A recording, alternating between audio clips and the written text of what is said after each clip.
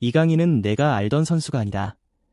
이 한마디가 지금 스페인 현지에서 이강인을 바라보는 시선이 얼마나 달라졌는지를 보여주는 가장 강렬한 표현입니다.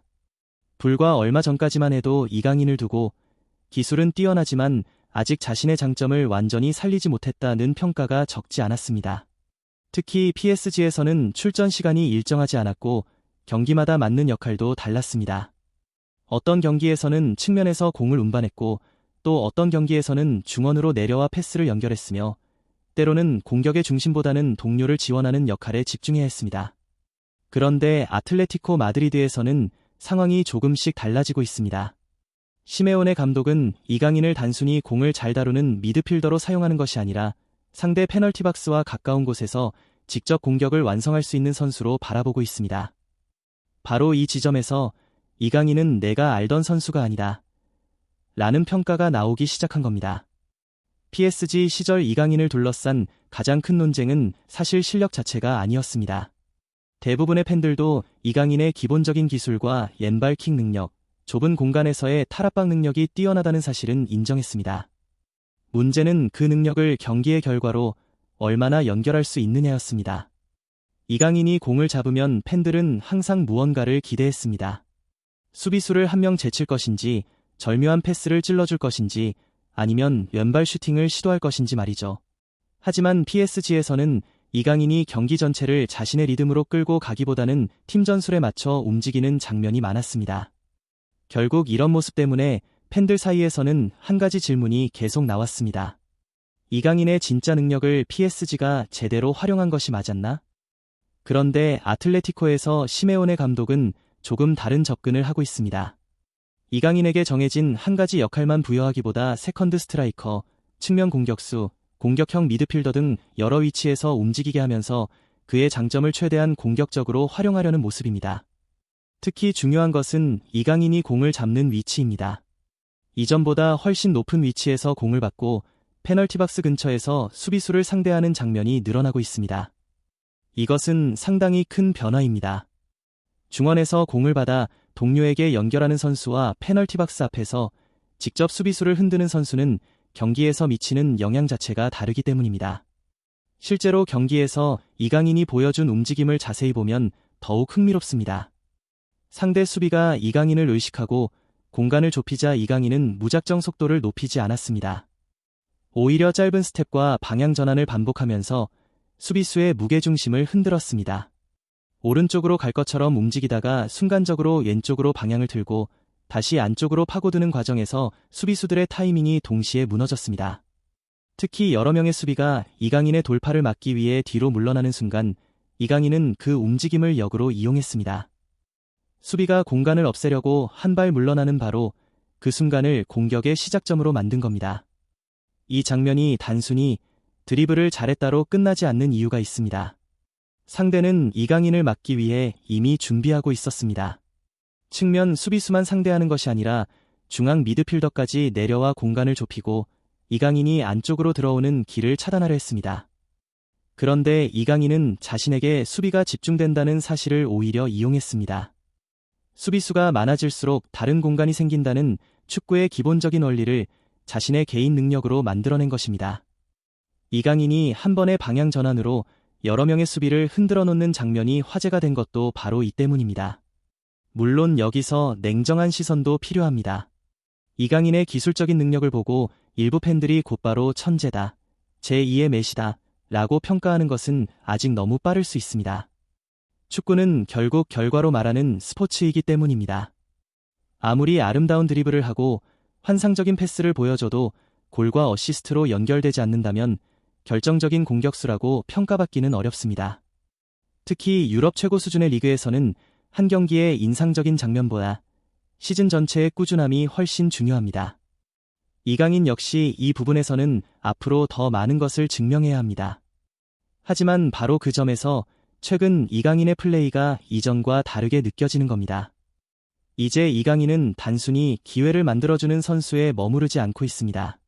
직접 슈팅을 시도하고 페널티 박스 안으로 침투하고 수비수가 패스기를 차단하면 자신이 직접 마무리하려는 움직임을 보여주고 있습니다.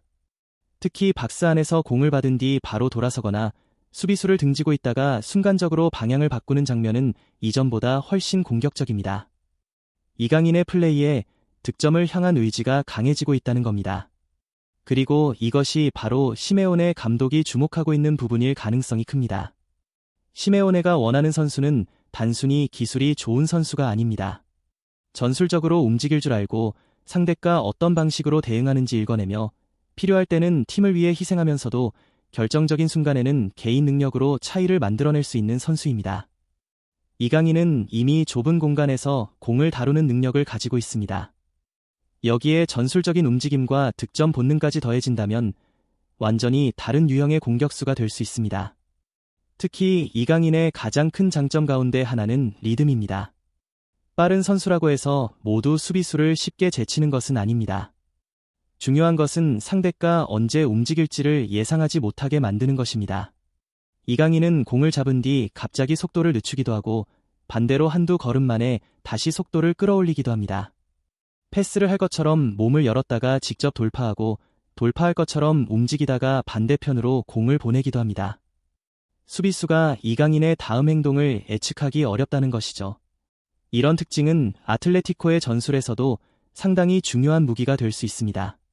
상대가 이강인을 막기 위해 측면 수비수를 끌어내면 중앙에 공간이 생기고 중앙 미드필더까지 이강인을 따라오면 다른 공격수에게 공간이 열립니다. 반대로 상대가 이강인에게 쉽게 접근하지 못하면 이강인이 직접 박스 근처까지 전진할 수 있습니다. 결국 이강인 한 명의 움직임이 상대 수비 전체의 선택을 강요할 수 있다는 겁니다. 실제로 경기에서 이강인이 오른쪽에서 움직일 때 더욱 위협적인 모습이 나온다는 평가도 나옵니다. 오른쪽에서 안쪽으로 들어오면 왼발을 활용해 슈팅과 패스를 동시에 선택할 수 있기 때문입니다. 수비수 입장에서는 이강인이 안으로 들어올지 바깥으로 빠질지 동료에게 패스할지 직접 슈팅할지 판단해야 합니다. 선택지가 많아질수록 수비는 어려워집니다.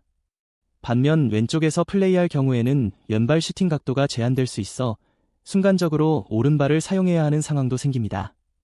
시메오네가 여러 포지션에서 이강인을 시험하는 이유 역시 이런 세부적인 부분까지 확인하기 위한 것으로 볼 수 있습니다.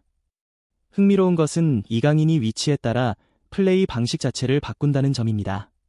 오른쪽에서는 안쪽으로 들어오면서 왼발로 직접 슈팅하거나 반대편으로 패스를 넣을 수 있고 중앙에서는 수비라인 사이에서 공을 받아 전방으로 연결할 수 있습니다. 그리고 세컨드 스트라이커처럼 더 높은 위치에 올라가면 최전방 공격수 주변에서 자유롭게 움직이며 세컨드볼을 노리거나 직접 박스에 침투할 수도 있습니다. 하나의 포지션에 갇혀있는 선수가 아니라는 뜻입니다. 이 때문에 현지에서 나오는 평가 가운데 가장 흥미로운 질문이 있습니다. 혹시 우리가 알고 있던 이강인은 완성된 선수가 아니었던 것 아닐까? PSG에서 보여준 모습이 이강인의 최종 형태가 아니라 단지 성장 과정이었다면 어떨까요? 지금까지 우리가 이강인의 능력이라고 생각했던 것이 사실은 그의 잠재력 가운데 일부에 불과했다면 말입니다. 물론 아직 결론을 내려서는 안 됩니다. 한두 경기에서 좋은 드리블을 했다고 해서 곧바로 새로운 슈퍼스타가 되는 것은 아닙니다. 결국 중요한 것은 꾸준함입니다. 상대가 이강인을 집중적으로 분석하기 시작했을 때도 같은 장면을 만들어낼 수 있는지, 체력적으로 긴 시즌을 버틸 수 있는지, 그리고 결정적인 경기에서 실제 골과 어시스트를 기록할 수 있는지가 핵심입니다.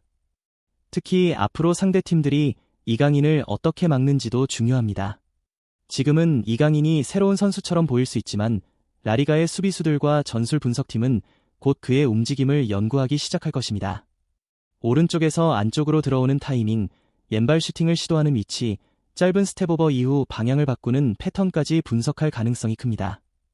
그때 이강인이 또 한 번 자신의 플레이를 진화시킬 수 있다면 이야기는 완전히 달라집니다.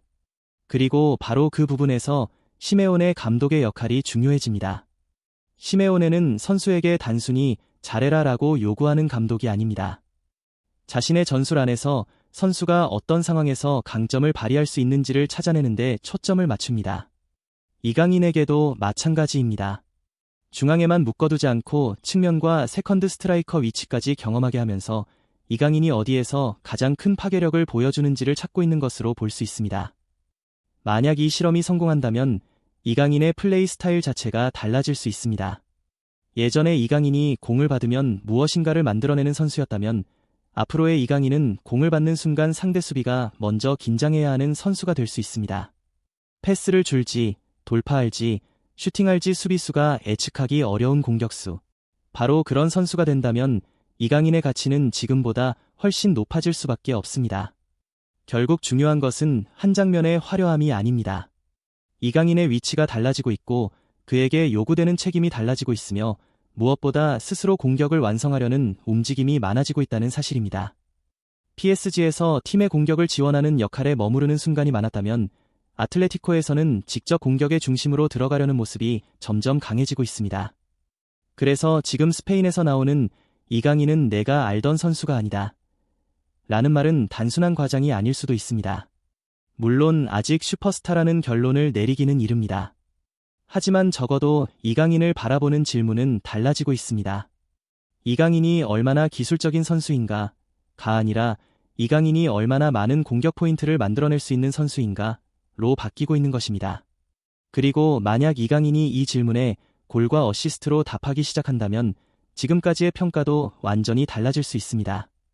화려한 드리블러에서 공격의 결정적인 순간을 책임지는 선수로, 동료에게 기회를 만들어주는 선수에서 직접 경기를 결정하는 선수로 말입니다. 어쩌면 지금 우리가 보고 있는 것은 새로운 이강인의 시작일지도 모릅니다. PSG에서 우리가 봤던 이강인이 완성된 이강인이 아니었다면 시메오네가 앞으로 만들어낼 이강인은 도대체 어디까지 갈 수 있을까? 이 질문에 대한 답은 결국 이강인의 발끝에서 나오게 될 것입니다.